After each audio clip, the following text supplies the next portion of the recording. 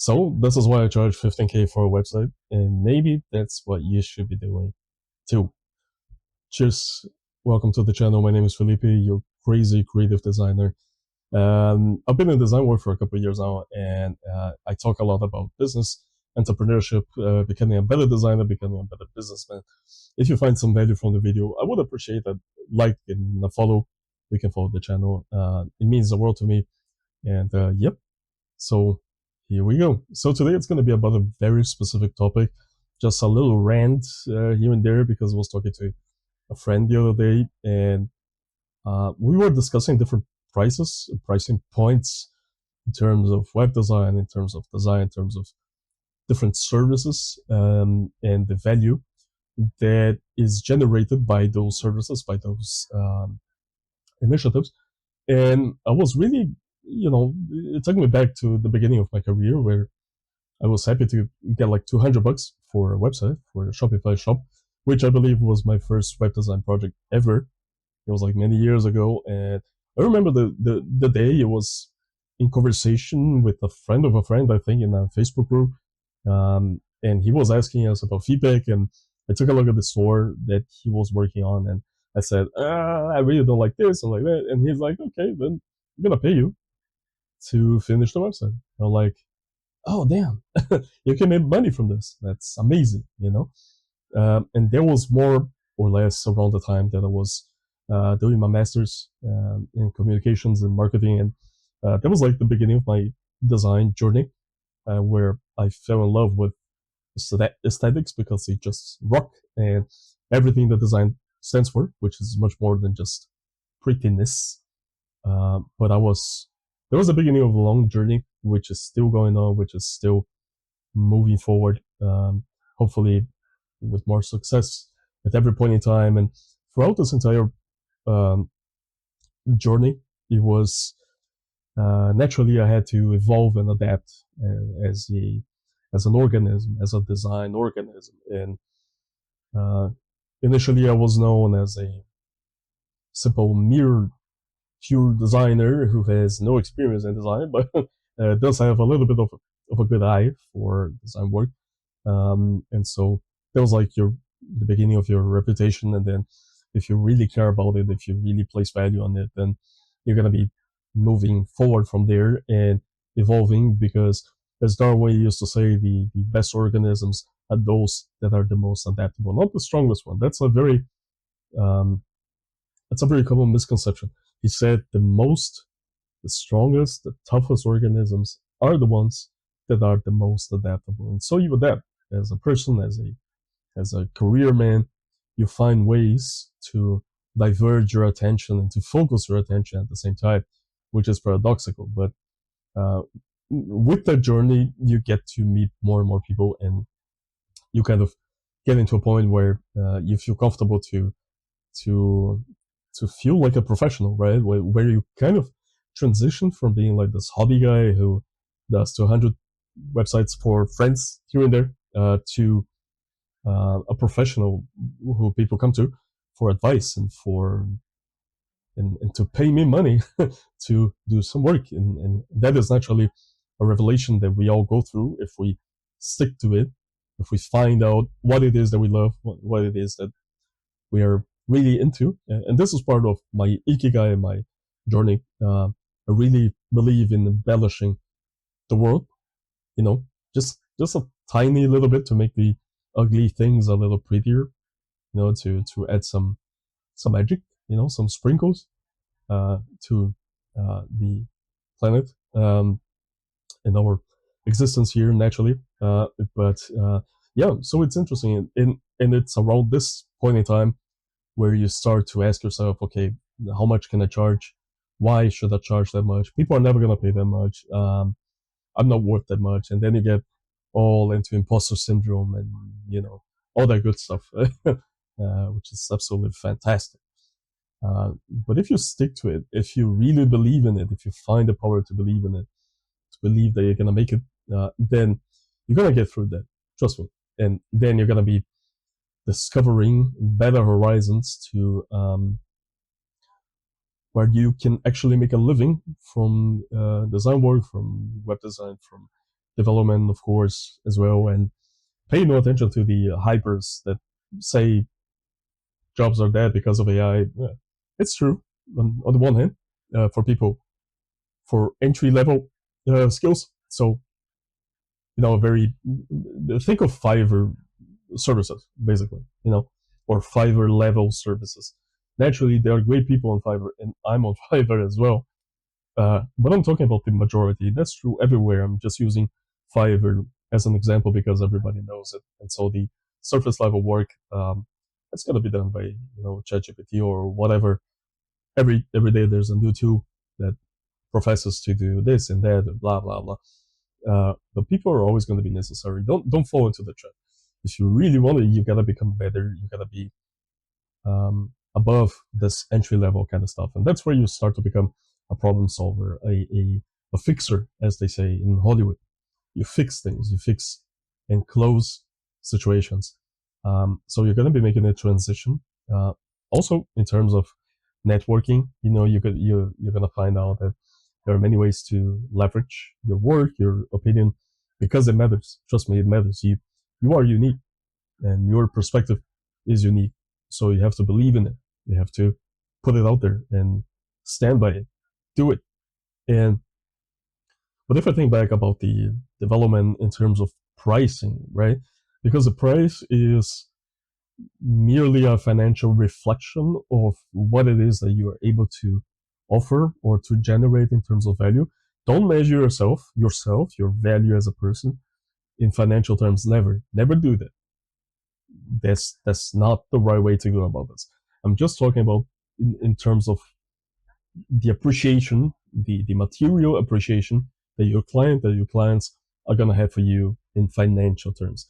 That's just part of the equation, but it is part of it. And you need money. I need money. Everybody needs money to make a living. And so detach yourself from the notion that money is dirty or it's not good to want money. Of course, it is good to want money. Of course, it is good to think about your well-being, your family, and helping out friends and sick relatives, etc., and yourself first and foremost. Right. So if I look back at the entire journey, um, literally my rates went from their like $200 website to around 15K websites.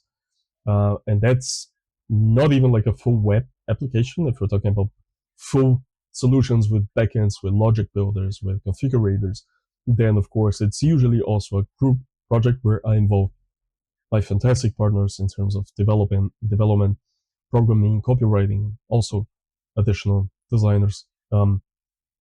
But just talking about the creation of a website from zero to hero, basically. Okay, so from on a blank canvas.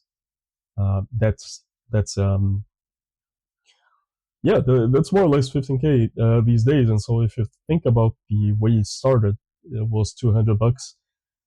That's like 10, 20 times, 30, 40x or something like that. Even more than that, like 100x. Okay, let's say it's 100x, 80x. And so it's not a linear progression, by the way. So you're gonna follow a linear curve at the beginning where you don't trust yourself yet to take on bigger projects and ask for higher prices, and so you do it like in a linear manner. So every project you're gonna add like $100 on top, on top, on top, on top, and so it's gonna be a linear progression up until a point where you kind of like where you get this project, that project that you've been waiting your life for, and then you find the courage, you muster the strength to transition from the linear curve to an exponential curve, and that's when your life changes. That's when your career changes, and so um, I must have had over 100 clients now, and I have no idea how many invoices I've written out and stated, but I do remember some of those. Like how it was wary to charge 100 more, 50 more, or 20 more sometimes. And so it's part of your development. But at some point you have to stick to your guns if you really believe that the value you are generating is worth the price that you ask, then you should ask the price. And you, at some point in time, you're gonna find people who are willing to pay for that. But of course, on the other hand, you have to remain, at least in part, realistic, because if you think about it, if you have to wait 3 years to be able to get a client that can afford 15K, but everybody else up until the point has said no, then actually you're gonna be in a little cash flow problem. So what Chris Doe used to say, that's one of my mentors. He's great. He's the founder of The Future. It's a very popular, great channel on YouTube. He used to say that if you hear no 5 times in a row from 5 different clients, then your prices are too high. And if you hear yes 5 times in a row, 5 different clients, 5 different projects, then your prices are too low. And the other way around, then your prices are too high. And that's the point where you have to step back a little bit and adapt back to the adapt environment. Yeah, but when you get there, you're gonna find a target audience that people, they walk around, they network in circles. So you're gonna find different levels of clients, and those clients are gonna have connections with other similar clients, and so you're gonna when you reach that level and you get the entry, you get the contact to one of, like, the first client where you say, hey, he can actually afford what I want to charge. Then you're gonna see that he's gonna have associates in the same level and even on higher levels, and so it's an entry for you to get into that habitat, into the mystical clients who pay more attention to time than money kind of environment. And when you do, then you're gonna find similar clients that are also willing to pay. And so it's not a like a random free form exercise. It's, imagine yourself in a video game and you're upgrading, right? You reach, and at some points you reach level 2 and level 3 and level 4, and so there is a distinct line that you cross, and when you cross that line, then you've made it, then you've reached a higher level, you've upgraded. All right, and that's more or less how you can imagine yourself, your career. You're the hero in your own journey, basically, and just like a video game, you are gonna look for the artifacts, and you're gonna fight the different monsters, and you're gonna slay the monsters, and then you're gonna level up, and you're gonna be able to afford upgrades. And think of it like you can pay more software that helps you, or you can get better equipment that is gonna be more conducive to more productive work, or you're gonna be able to afford more courses, etc., etc. So you're gonna be able to invest more in yourself, your equipment, your everything you need on a daily basis, and expand your horizons from there. So what did I learn in this entire journey? I learned that you are worth it if you believe you're worth it. And you gotta put your money where your mouth is. You're gonna stand by it. So what you're selling is not a website. You're selling, first of all, yourself as a fixer. You're putting the image of somebody who fixes issues, problems, challenges in the mind of the client, or that's ideally where you want to place yourself. That's ideally the type of role you want to take, because when you do that, when you are able to manage that, then there's going to be trust between you and the client. And even though the first project might be challenging, difficult, the other ones to follow from there, it's going to be a fantastic journey where both of you are going to be upgrading, adapting, evolving together, and that is magnificent. And so don't be shy to charge the value that you think, that you really think, that is generated by your work. But never stop learning, never stop upgrading. Do not, I emphasize, do not pay attention to your ego. If the client says they can only afford 13 instead of 15, don't be like that. Make it work.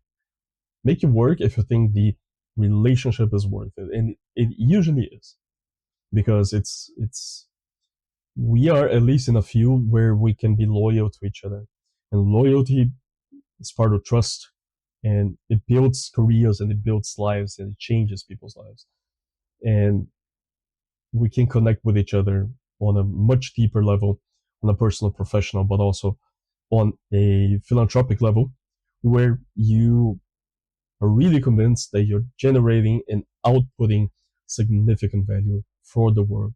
And that's exactly what you're doing. If you follow your path, if you believe in yourself, and if you believe you can make a change, because you can. It's idealistic, maybe, but because everybody is unique. Yeah, you are unique. Your way of thinking is unique to you. Then I'm sure you're gonna have a worthwhile perspective on any given topic, as long as you listen to yourself and as long as you follow your heart. So there you go. I think it's a very poetic end to this little rant of mine. I hope it enlightens your path a little bit. I hope it serves you as encouragement to take the next steps. And if you want to reach out and connect with me, feel free to do so. Visit my website, hit me up. Let's talk. Let's see how we can move forward by adapting to each other, by evolving together. And yeah, this is the message I want to leave you with today. And there you go. Thank you very much for watching. I appreciate it. If you found some value, hit the like button, hit the subscribe. It means the world to me. It really does. So thank you very much. I'm Felipe. Aesthetics rock. I'll see you in the next video. Cheers.